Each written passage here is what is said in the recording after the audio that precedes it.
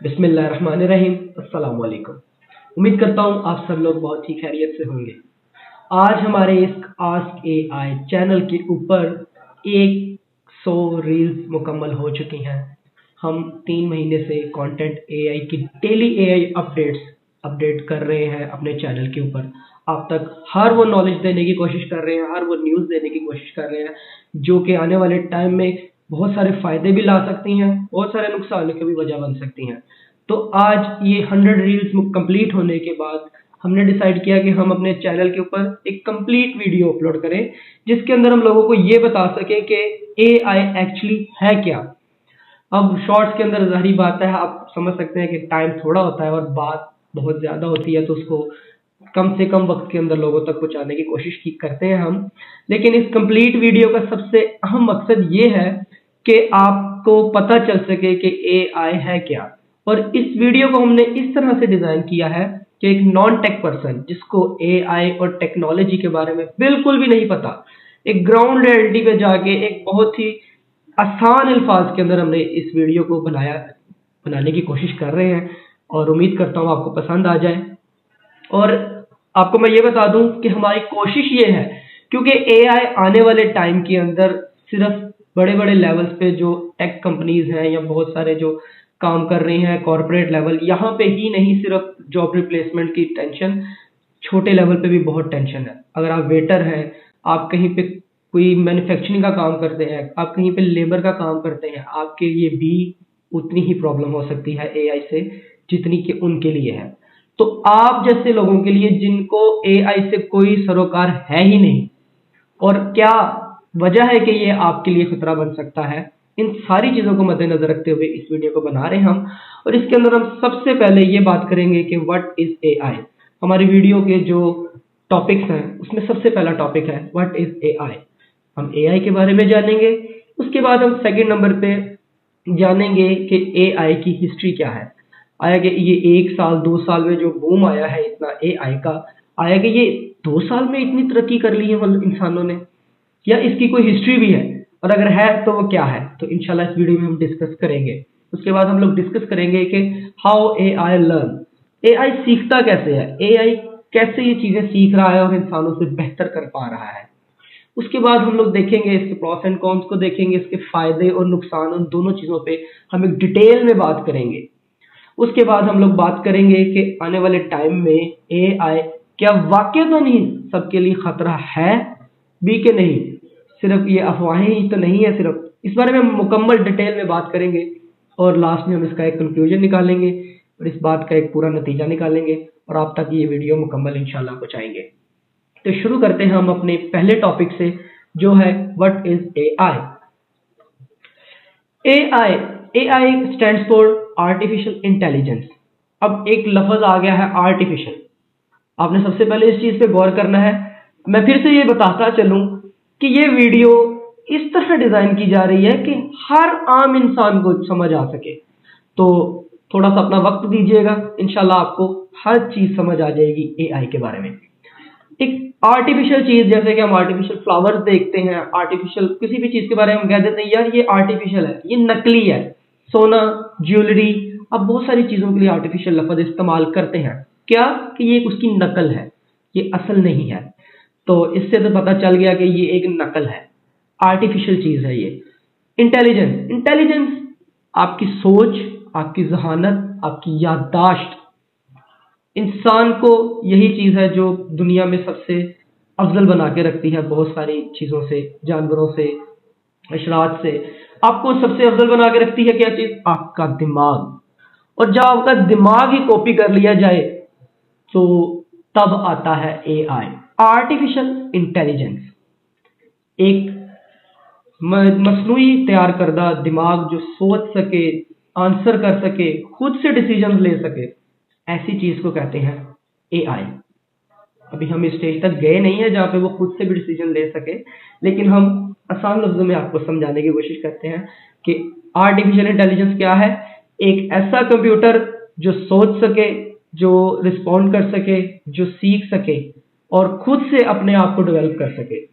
एक दिमाग की कॉपी जो मशीन है और जो काम आपसे बेहतर कर सके, आपसे कम वक्त में कर सके, उसे आर्टिफिशियल इंटेलिजेंस कहते हैं। और ये एक डाटा की बेस के ऊपर काम करता है। इसको बहुत सारा डाटा दिया जाता है जिसकी बेस पे वो सीखता है, लर्न करता है। और फॉर एग्जांपल हमने एक मॉडल को सिखा रहे हैं किसी भी फील्ड के बारे में, अगर हम एग्रीकल्चर के बारे में उसको सिखा रहे हैं तो उसका हमें बहुत सारा उसको डाटा देना पड़ेगा। जैसे आपको सीखने के लिए स्कूल जाना पड़ता है, किताबें पढ़नी पड़ती हैं, तब आपके ज़हन में कोई बात आती है, आपको बाहर सोसाइटी में जाते हैं, आप लोगों से देखते हैं कि लोग क्या कर रहे हैं, लोगों के रिएक्शंस देखते हैं, आप उससे सीखते हैं। तो ऑब्वियसली इसको सीखने के लिए भी डाटा चाहिए। ये उस डाटा के बिहाफ पे सीखता है और रिस्पॉन्ड करता है। एआई की 3 टाइप्स हैं। सबसे पहली टाइप को कहते हैं नैरो एआई। उसके अंदर सबसे अहम मिसाल आप सीरी ले सकते हैं। अब कोई अगर एयरटेक का बंदा है नहीं है कोई, आज तो हर इंसान को शौक है एप्पल का फोन लेना है। तो जी वो जो एप्पल के अंदर सीरी है ना, जिसको आप है सीरी कह के पुकारते हैं, जिससे आप अपने टास्क कंप्लीट करवाने की कोशिश करते हैं, तो वो एक नैरो एआई की मिसाल है जो आपकी वॉइस को रिकॉग्नाइज करता है और आपको रिस्पॉन्ड करता है।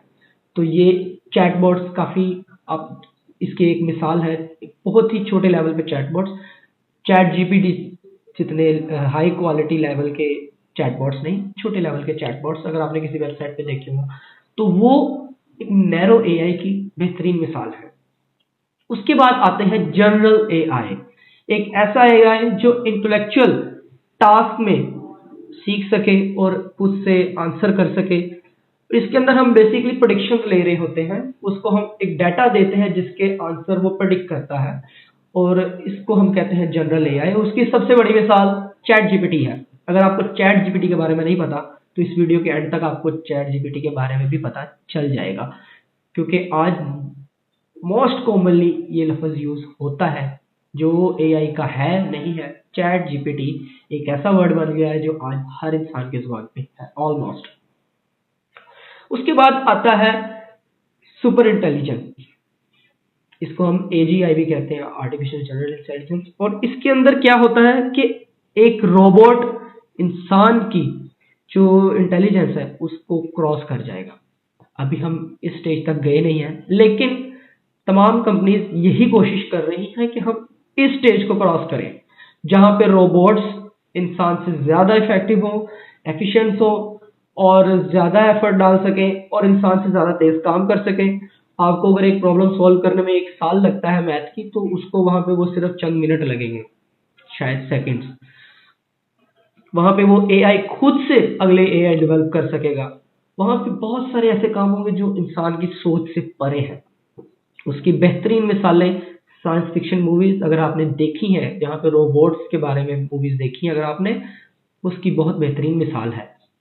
वैसे टाइम में हम जाने वाले हैं, तो सोचें अगर हम ऐसे टाइम में हो जहाँ पे सब कुछ रोबोट्स कंट्रोल कर रहे होंगे, तो वहां पे हमारा क्या काम है।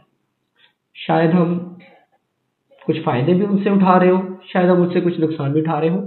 दुनिया में कोई भी चीज ऐसी नहीं है जिसके सिर्फ और सिर्फ फायदे हो, बहुत सारी चीजों के नुकसान भी लाजमी होते हैं साथ, चाहे वो नेचुरली क्यों ना हो। तो ये एक फैक्ट है, उसके बारे में हम जरूर आगे चल के बात करेंगे। तो ये है एआई की 3 इकसाम। यहाँ पे हम क्लोज करते हैं कि व्हाट इज एआई। आपको उम्मीद करता हूँ एआई समझ आ गया होगा। आसान लफ्जों में फिर से, एआई एक ऐसा दिमाग है जिसे डिजाइन किया गया है। कंप्यूटर को हमने सोचने की पावर दे दी है। बिल्कुल आसान लफ्जों में समझा रहा हूँ, कंप्यूटर को सोचने की पावर दे दी है। तो अब हम चलते हैं अपने नेक्स्ट टॉपिक की तरफ, जिसका नाम है हिस्ट्री ऑफ एआई। एआई की भी अपनी एक हिस्ट्री है।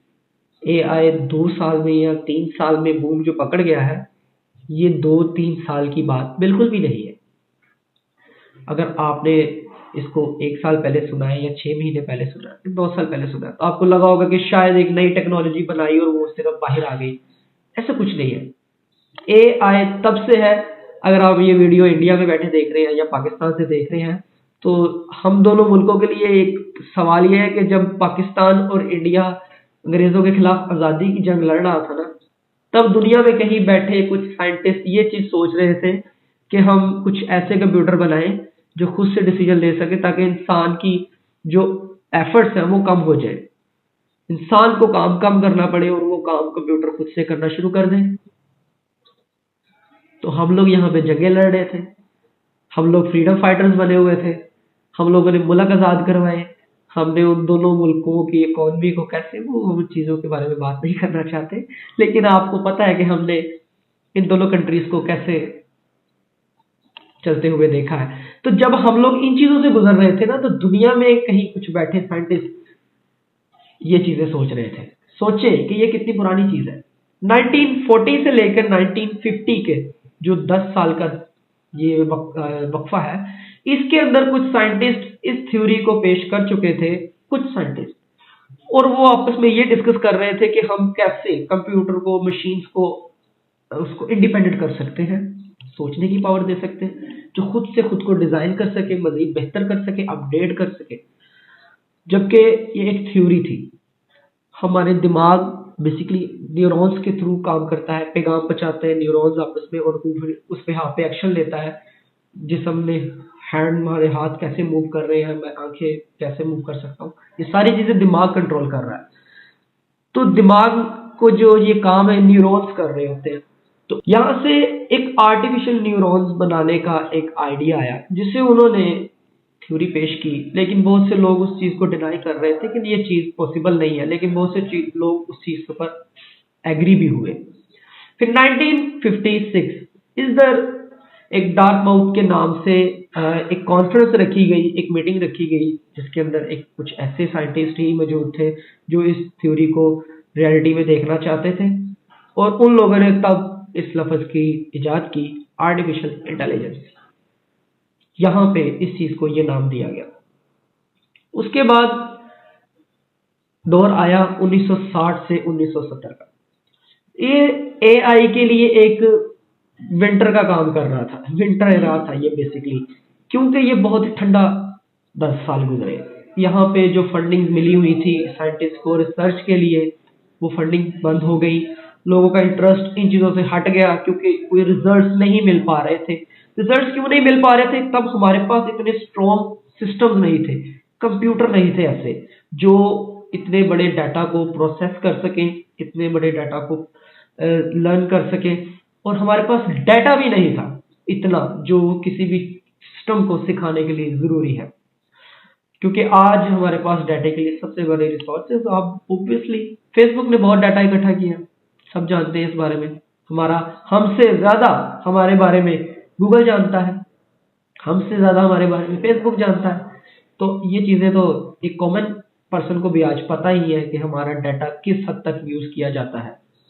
तो ये हर इंसान के इंटरेस्ट बेस और बुक्स वगैरह, ये सारी चीजें जब ऑनलाइन डाटा अवेलेबल नहीं था, तब कंप्यूटर को ऑब्वियसली सिखाना मुश्किल था। तो बहुत से साइंटिस्ट उस रिसर्च में फेल हो गए, तो इन्वेस्टर्स ने भी अपनी फंडिंग रोक दी। ये 10 साल एक विंटर बेस चले। उसके बाद टाइम आया 1980 का, इसे कहते हैं रूल बेस्ड एआई। यहाँ पे ये एक डोमिनेट कर रहा था, पॉपुलर हो रहा था एक तरीका। क्या? एक सिस्टम को कोड दिया जाए, उसको एक बाउंड्री लाइन दी जाए कि आपने इस रिस्ट्रिक्शन को फॉलो करना है, कोड दिया जाए, उस कोड को फॉलो करेगा, उस इंस्ट्रक्शंस को फॉलो करेगा और वही काम करेगा। अगर कुछ अपडेट्स की जरूरत होगी तो वो फिर ऑब्वियसली दोबारा उसको अपडेट की तरफ लेके जाएंगे, दोबारा कुछ रिस्ट्रिक्शंस होंगी उसके लिए। यानी कि सिस्टम इंसान के ऊपर डिपेंडेंट था, और सिस्टम को सोचने का कुछ कोई एक लॉजिक ही नहीं उस वक्त समझ आ रहा था कि कैसे हम सिस्टम को कुछ सिखा सकते हैं। ये एक ऐसा एरा था जहां पे एआई तो बूम पकड़ा, लेकिन रूल बेस्ड। उसके बाद टाइम आया 1990 से लेकर 2000 तक। ये एक बहुत ही कारामद 10 साल थे। यहाँ पे एआई ने यहाँ पे एक ऐसा सिस्टम तैयार हो गया। आईबीएम बहुत सारे लोग जानते होंगे क्योंकि इनके कंप्यूटर सिस्टम बहुत मशहूर है। तो आईबीएम ने एक अपना एआई मॉडल तैयार किया, जिसको उन्होंने चेस गेम खेलने के लिए डिजाइन किया, और बहुत सारे डाटा के ऊपर उन्होंने उसको ट्रेन किया चेस की गेम के लिए। उसके बाद उन्होंने दुनिया के वर्ल्ड चैंपियन जो चेस के थे, गैरी कैस्परियो, उनको इनवाइट किया कि आप आए और हमारे कंप्यूटर के साथ आप गेम खेलें। और ऑब्वियसली इंसान मशीन को कुछ भी नहीं समझता था। आज भी हम नहीं समझते, हम समझते हैं एआई कुछ भी नहीं कर सकता, कुछ भी कंट्रोल नहीं हमें कर सकेगा। तो तब तो बिल्कुल इस चीज का कॉन्सेप्ट नहीं था, तो वो लोगों को भी लगा कि क्या यार जाएंगे खेलेंगे, और ऑब्वियसली जो इंसान एक टाइम में 12-12 15-15 लोगों के साथ गेम खेल के भी जीत जाता था, उसका दिमाग इतना तेज था, दुनिया का बेस्ट चैंपियन रहा है, तो उसको बुलाकर उन्होंने कहा जी आप हमारे सिस्टम के साथ गेम खेलें। और उसने जब गेम खेलना शुरू की तो 4 गेम्स गैरी साहब जीत गए, 2 गेम्स डी ब्लू जीत गया, जो कि आईबीएम का एक सिस्टम था चेस का, जिसको उन्होंने ट्रेन किया था डी ब्लू। और ये बात है 1996 की।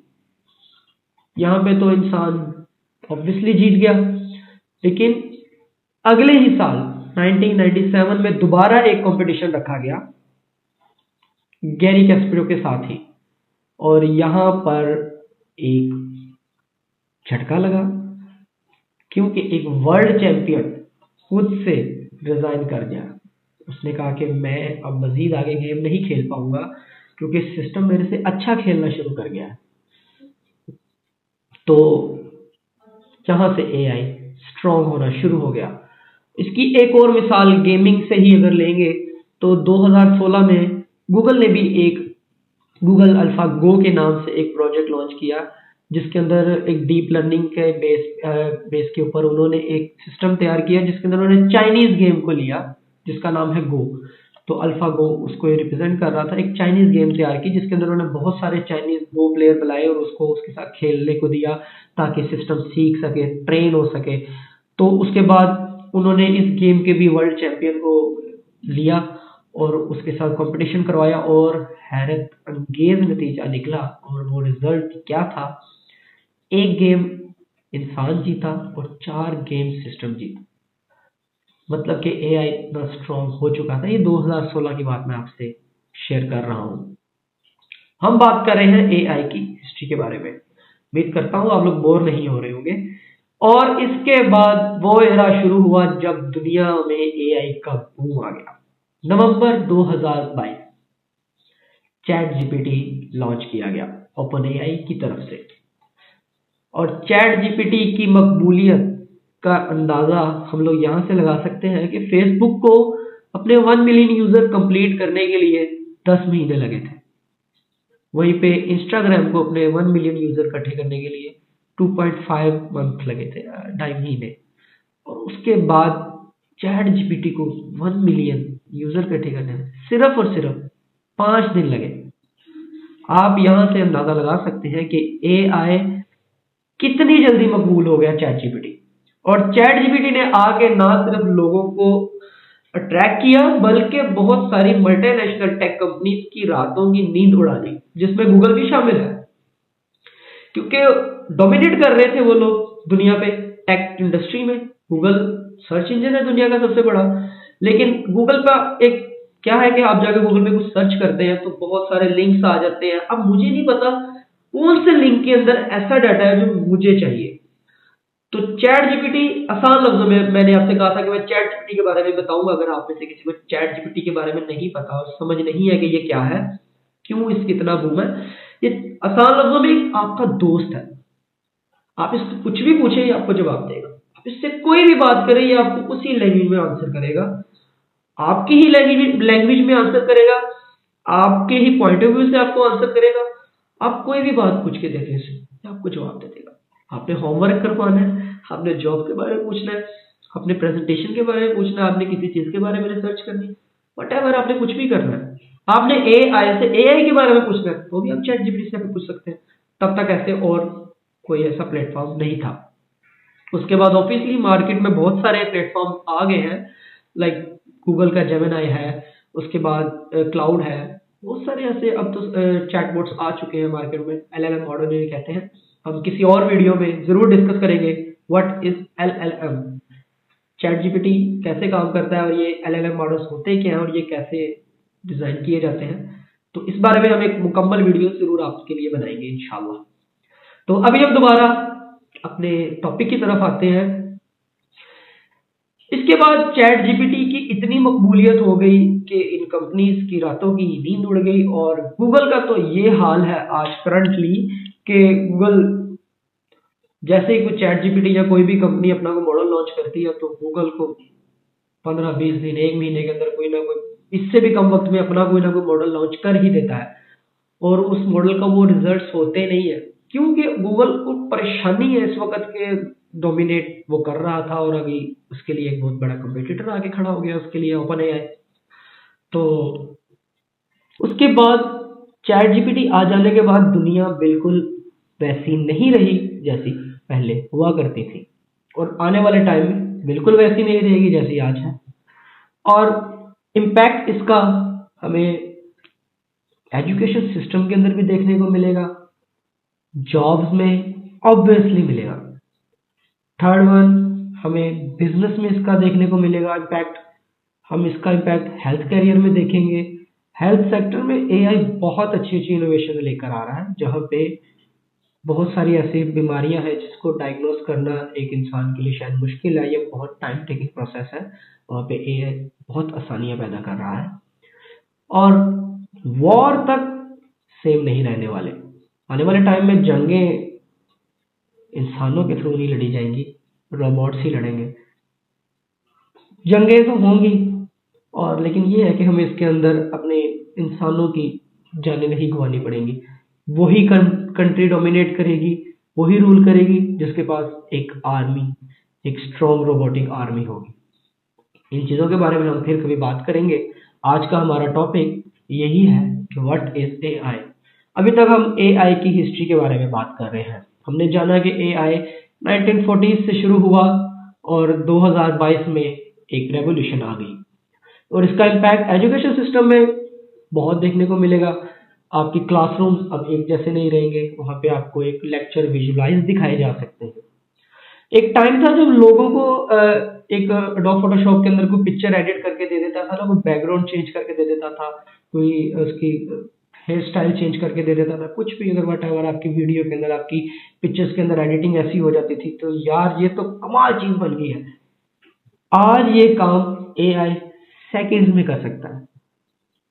आप यहां से अंदाजा लगा सकते हैं कि जो काम दिनों में होता था वो आज सेकंड्स में हो रहा है। और आने वाले टाइम के अंदर कोई भी जॉब तब तक सिक्योर नहीं है आपकी जब तक आपको एआई में महारत नहीं है। जस्ट फॉर एग्जांपल हम लोग ग्राफिक डिजाइनर्स को देखते हैं। ग्राफिक डिजाइनर्स का काम आज एआई सेकंड्स में करके दे रहा है। लोगो डिजाइन करवाना, पोस्ट डिजाइन करवानी है, आपको जस्ट आइडिया देना है और वो आपको पोस्ट बनाकर दे देता है, आपको आपकी कंपनी के लिए लोगो बनाकर दे देता है। उसके बाद वेब डेवलपर्स और ऐप डेवलपर्स जितने भी हैं, नो कोड लो कोड टूल्स बहुत पॉपुलर हो रहे हैं आज, जो कि इनका काम चंद मिनटों में करके दे देते हैं, जो कि काम 3 महीने 4 महीने का था। कॉस्ट इफेक्टिव भी है, टाइम इफेक्टिव भी है। तो यहाँ पे भी प्रॉब्लम क्रिएट होगी इस डिपार्टमेंट के लिए भी। कंटेंट क्रिएटर्स बेहतरीन कंटेंट लिख के दे सकता है, एक इंसान से कई अच्छा कंटेंट लिख के दे सकता है एआई, क्योंकि इंसान की नॉलेज महदूद है, वो उतना ही सीखता है जितना उसके पास नॉलेज है, जितना उसने गेन किया है। और एक ऐसी मशीन जिसके पास पूरी दुनिया का नॉलेज है, उसके पास एक्सेस है हर प्लेटफॉर्म का जहां से वो डाटा उठा सकता है, तो वो आपसे बेहतर कंटेंट लिख सकता है। और इवन कि म्यूजिशियंस के लिए भी सिक्योरिटी नहीं है। आपको लगता है कि ये तो आर्टिस्ट है, ये तो कुछ से कुछ चीज बनाते हैं, एक म्यूजिक बना रहे हैं, लिरिक्स लिख रहे हैं, वो वट एवर क्या क्या चीजें हो रही हैं। अब ऐसे ऐसे एआई टूल्स आ चुके हैं जो किसी भी सिंगर की आवाज में गाना आपको रिकॉर्ड करके दे सकते हैं आपके लिखे हुए लिरिक्स के ऊपर।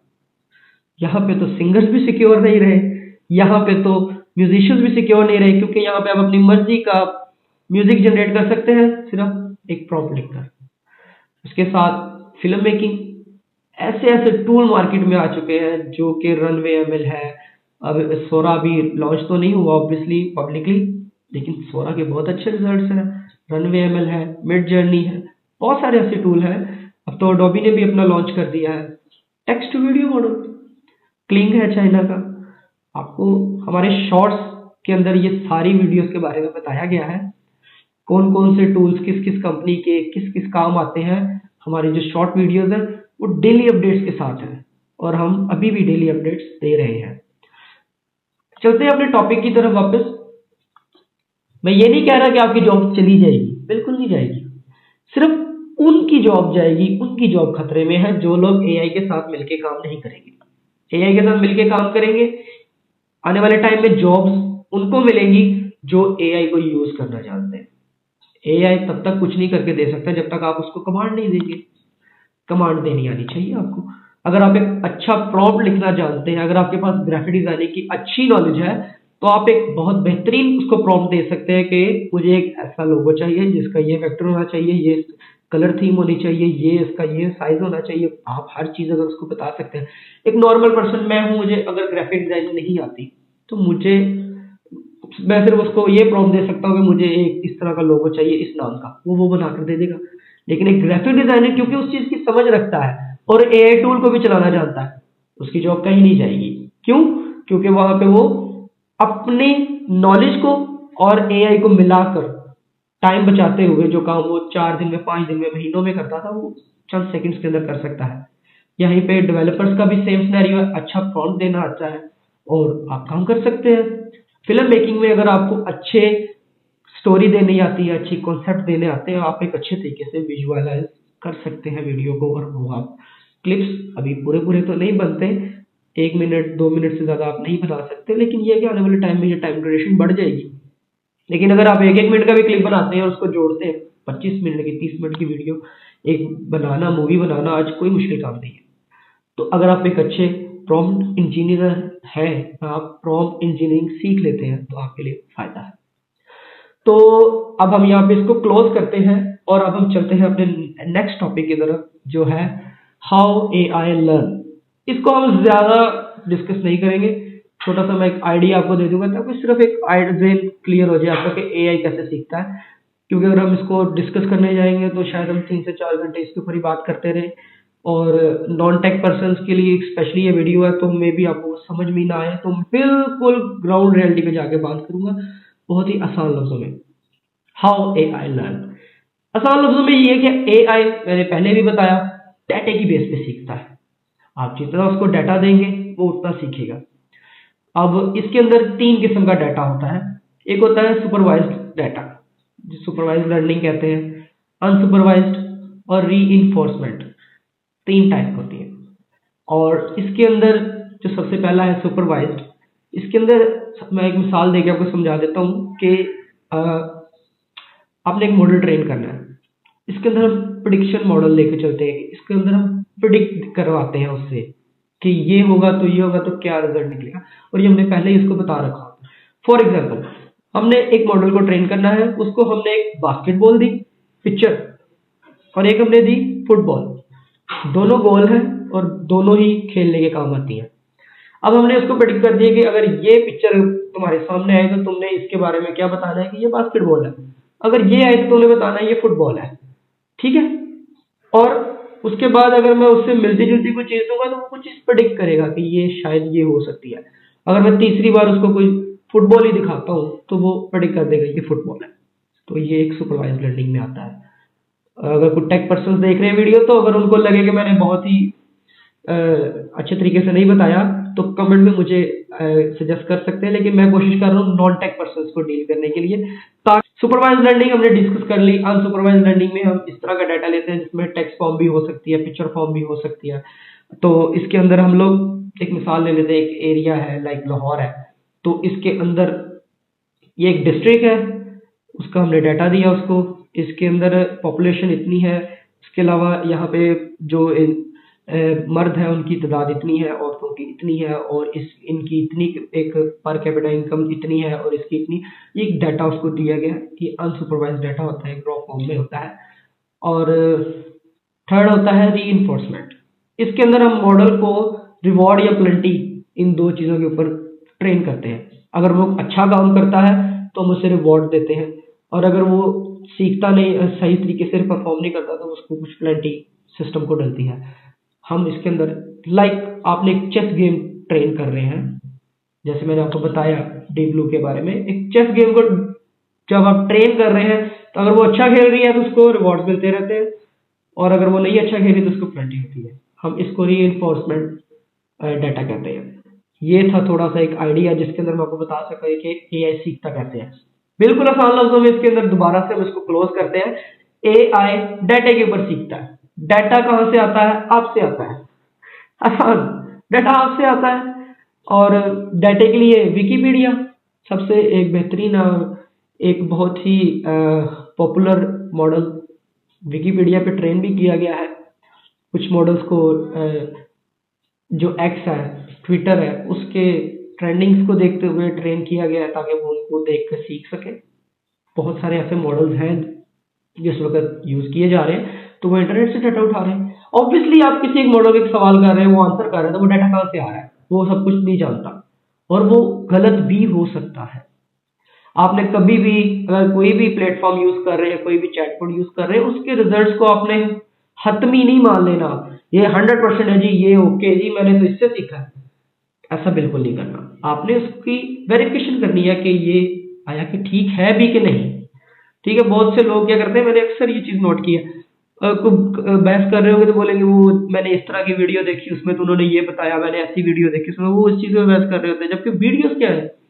एक इंसान की सोच है, मेरी सोच और है, एक्स वाई जी की सोच और है, एबीसी की सोच और है। तीन बंदे वीडियो बना रहे हैं तो वो तीनों के पॉइंट ऑफ व्यूज अलग अलग होंगे, और जरूरी नहीं कि तीनों की बात सही हो। आपने अपने तौर पे उसकी वेरिफिकेशन करनी है, देखना है कि ये डाटा बिल्कुल एक्यूरेट है भी कि नहीं।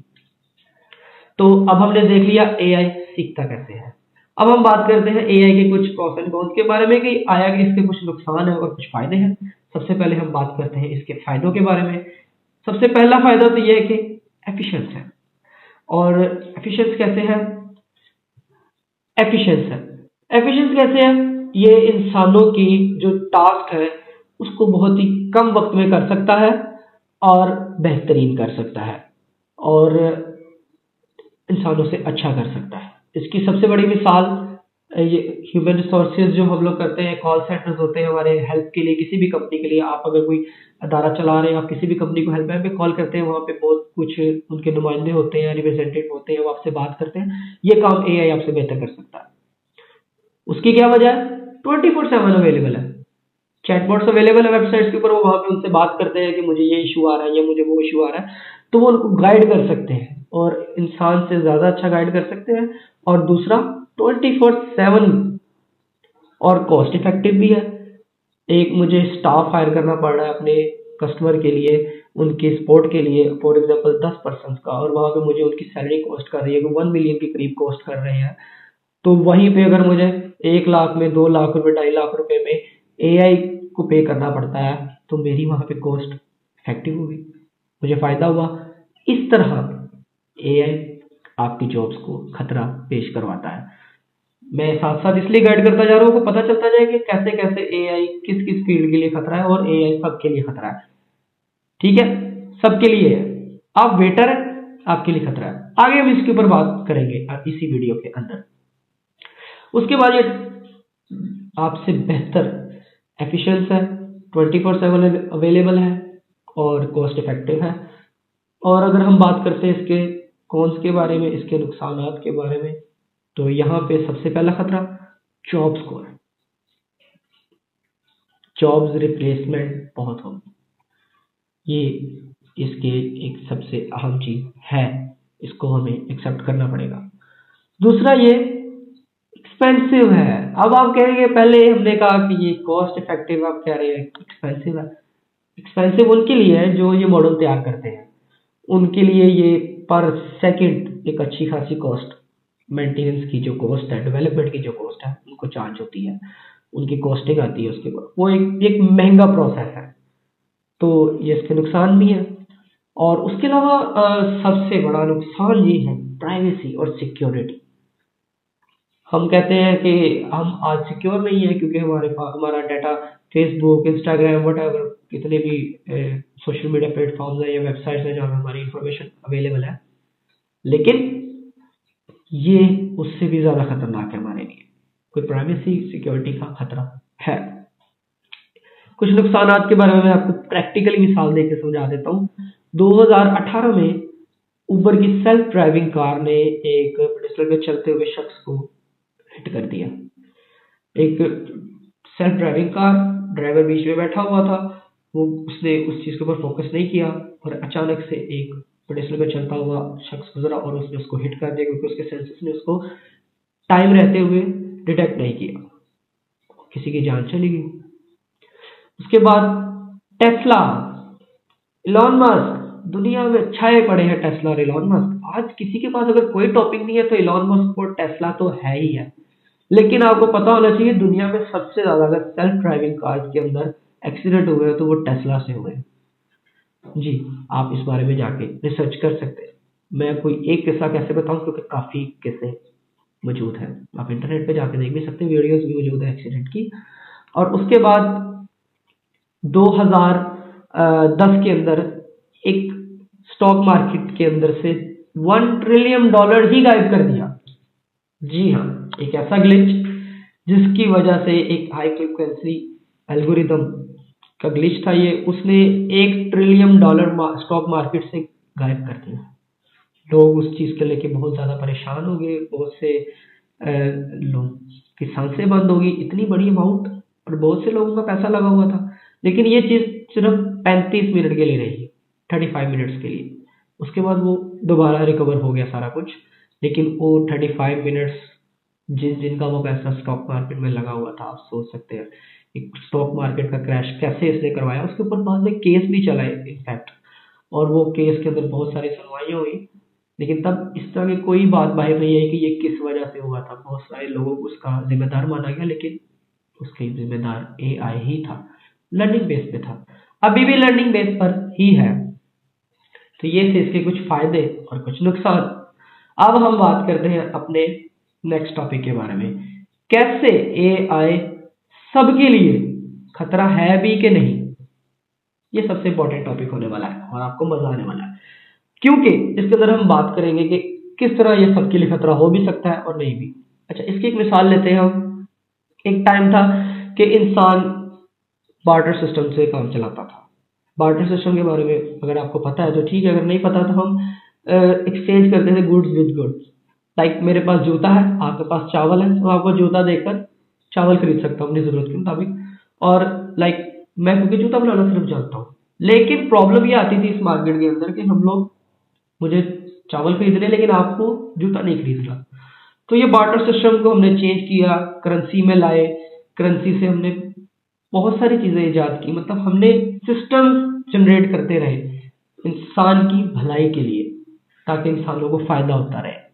हम ज्यादा दूर की बात नहीं करते, ज्यादा हिस्ट्री के बारे में बात नहीं करते, लेकिन हम अगर बात करें सिर्फ 90s के दौर की, जब ऑयल आया उसको ब्लैक गोल्ड कहा गया और बहुत सारे लोगों ने उसमें इन्वेस्ट किया। जो नहीं भी इन्वेस्ट कर सकते थे उन्होंने भी जॉब्स वगैरह करके पेट्रोल पंप्स पे जॉब की, रिफाइनरी में जॉब की, बहुत सारी जगह पे जॉब्स क्रिएट हुई, गई नहीं।